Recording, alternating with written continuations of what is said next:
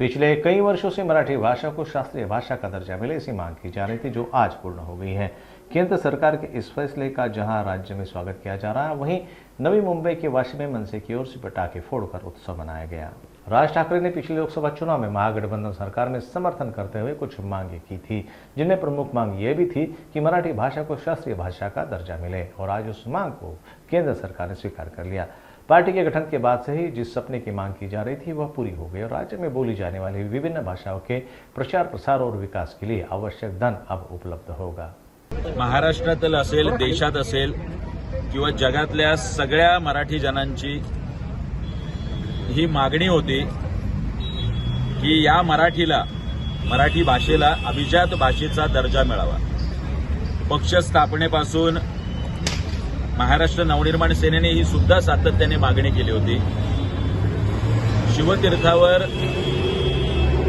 या देशाचे पंतप्रधान श्री नरेंद्र मोदीजी यांना पाठिंबा देताना सुद्धा स्वतःच्या पक्षाला आमदार, खासदार किंवा मंत्रीपद न मागता या महाराष्ट्राला आणि या माझ्या मराठी भाषेला अभिजात भाषेचा दर्जा द्या, अशी मागणी सन्माननीय राजसाहेब ठाकरे यांनी केली होती। काल केंद्र सरकारने त्या संदर्भातला निर्णय घेतलाय आणि मराठी भाषेला अभिजात भाषेचा दर्जा मिळाला।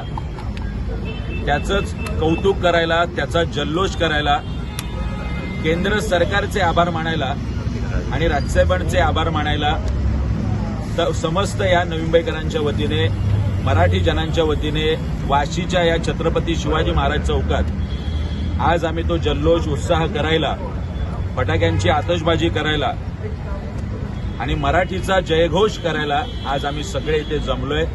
मोठ्या संख्येने महाराष्ट्र सैनिक आणि नवी मुंबईकर सुद्धा या ठिकाणी जमलो।